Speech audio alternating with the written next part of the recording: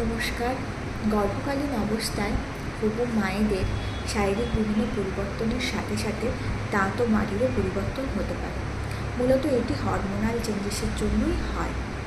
যেরকম মাড়ি লাল হয়ে ফুলে ওঠা, ব্রাশ করার সময় রক্ত পড়া, বা দুটো দাঁতের মাঝখানের মাড়িতে ব্যাগের ছাতার মতো লাল রঙের টিউমার দেখা যায়, যেটাকে আমরা প্রেগনেন্সি টিউমার বা পায়োজেনিক গ্র্যানুলোমা বলে থাকি। যদিও এটি বিনাইন, তবুও ডাক্তারের কাছে গিয়ে ডাক্তারের পরামর্শ নেওয়াটাই উচিত।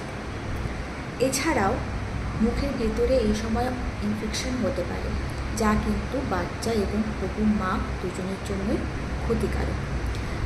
কী ধরনের অসুবিধে? বাচ্চা সময়ের আগে জন্মানো, যেটাকে আমরা প্রিটার্ম ডেলিভারি বলে থাকি।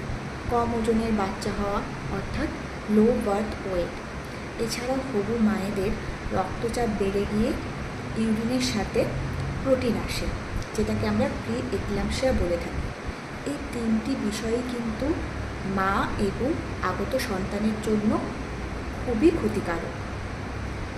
তাই আমরা এখন সাজেস্ট করি প্রেগনেন্সি প্ল্যানিংয়ের আগে এবং প্রেগনেন্সি চলাকালীন 3 মাস অন্তর দন্ত চিকিৎসকের কাছে যান, তাদের পরামর্শ নিন এবং কোনো রকমের অসুবিধে থাকলে তাদের পরামর্শ মতো চিকিৎসা করান। ভালো থাকবেন, সুস্থ থাকবেন।